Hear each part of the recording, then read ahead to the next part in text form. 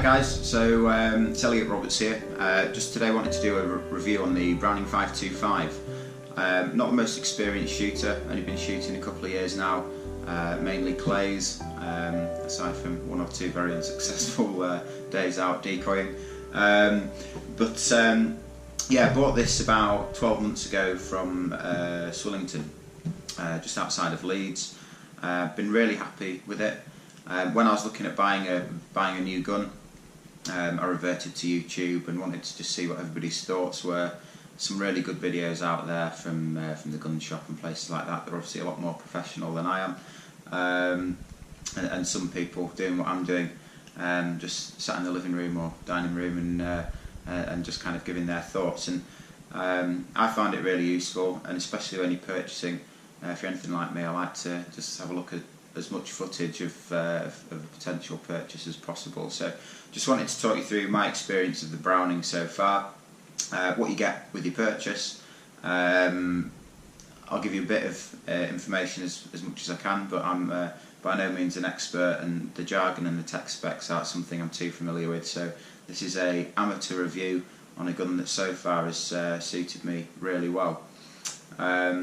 So when you purchased the Browning 525, it came in a lovely ABS case, nice big Browning emblem on the front. I originally went to go and buy this gun because I first started out in shooting with a Franchi, and bought it at the Northern Shooting Show. Got my certificate issued on the day, wanted a gun straight away, went out, and I think it was the Cheshire gun room, and there was a clay line outside, and just thought, let's just get a gun and go and shoot it. And hindsight probably wasn't the best thing. Premier Guns, I think down in the Midlands, were really honest and said, you know, would happily like to sell you a gun. Not the right environment to do it. You know, come down, try some out, get it fitted properly. And do you know what? They're absolutely right. Went over to Cheshire gun room, ignored Premier Guns completely, and just said, give me a gun. And it worked well, got me into the sport, and I enjoyed shooting it. After about 5 or 6 months, I was getting battered about by it. I've only had a couple of lessons, so I don't think my gun mount was probably quite where it should be. But when I took it down to Swillington and had a bit of professional advice, it was clear it was just not fit for purpose for me, really.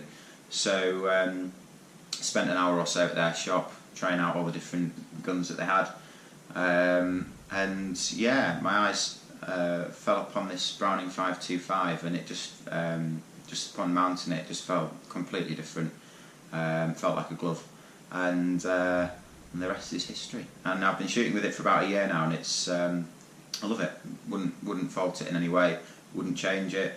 I know there's a lot higher grades of gun out there, and loads of stuff to choose from, but I absolutely love it to pieces, and you know, it does everything that it needs to do. So I'm going to go ahead and open it up, go through what you get when you buy it, show you as much as I can, and probably tell you all sorts of infactual things about it, but we'll give it a go. So when I bought it, it got supplied in this nice ABS case. Inside, where do I start? So you've got your gun. Comes with a handy little Browning accessories box. I've not opened this up for a while, so I can't remember for the life of me what's inside it. I'll assume some chokes. So yeah, you've got a couple of chokes in there. There's obviously 2 in the gun at the moment. Then I've got here full and improved modified, so the remainder in my gun.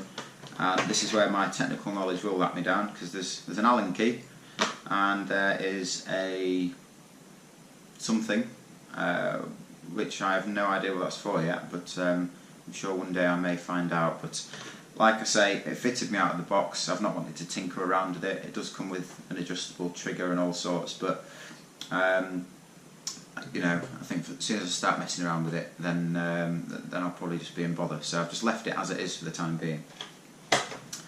Along with the gun accessories, you get and I was really happy with this actually, you get a really nice choke key.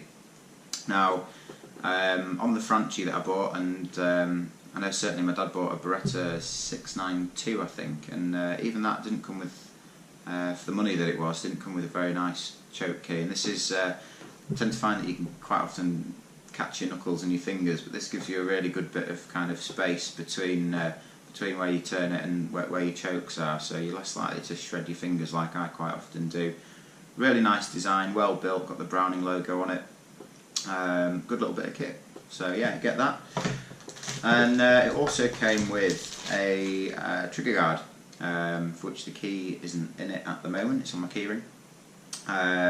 Again, really good, handy bit of kit. I've used it from time to time when I've been travelling about with my gun, going to clay grounds that are a bit further afield from my usual. Nice little handy bit of kit to have, and certainly a little added extra, which is quite nice. Onto the gun itself. So this is the 525 Sporter 1, so fairly entry level of the Browning range, but I do think you know what you're getting with the Browning. They've been about for years, awesome design.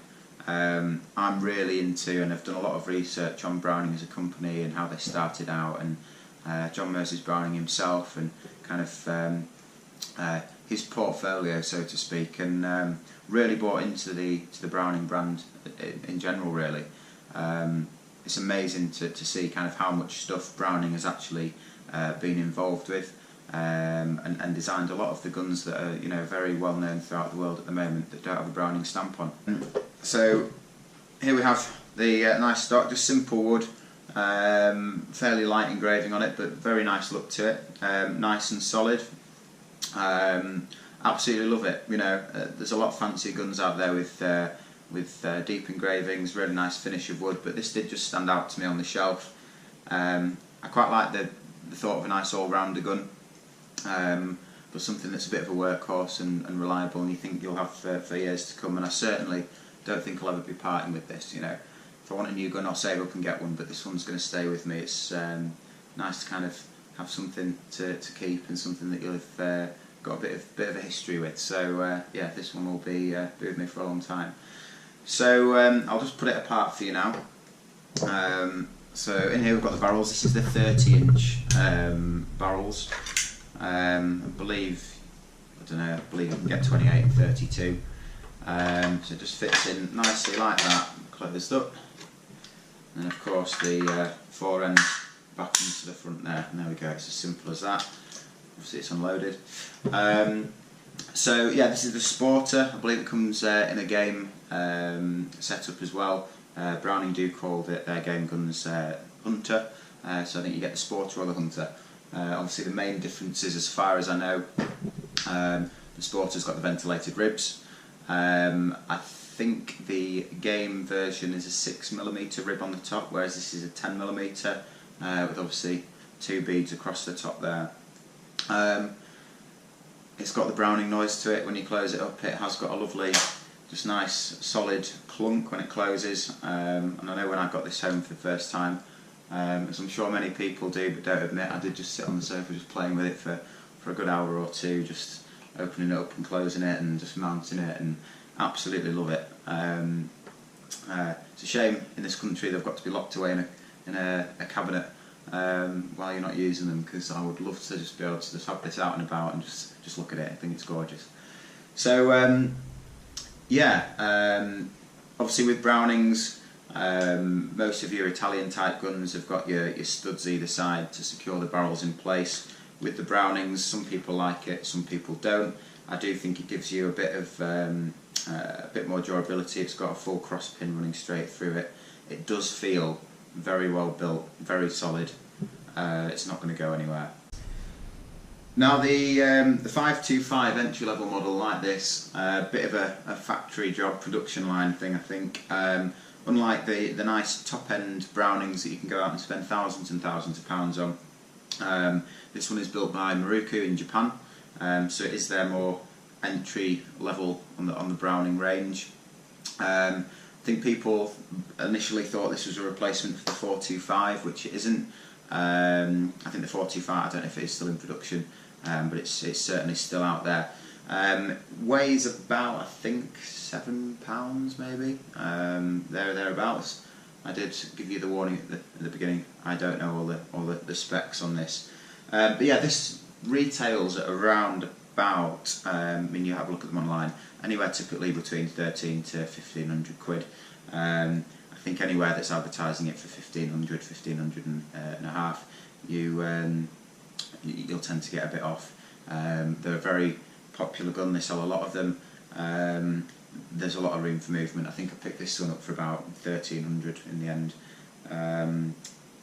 But I mean, you look on Gun Trader and they start at all sorts of different price brackets. So, but it's good to go into the shop and just have a haggle with them. You know, I did part exchange a gun in. Ended up buying this one and a Beretta for my dad. Don't know why I chose to go that way. But yeah, so we did get a bit of a discount, and they were great. They're really helpful, full of advice. Yeah, so it's a good gun. So in terms of adaptability, I guess I've used this mainly for clays. Hazelbank Shooting Ground in Knaresborough. Took it out the first day, and it's been absolutely belting. There was that new gun feeling where I thought, you know, I've got a new gun, I'll hit everything, and I did. So I think there was a bit of subconscious that came in there as well. But it's been absolutely fantastic.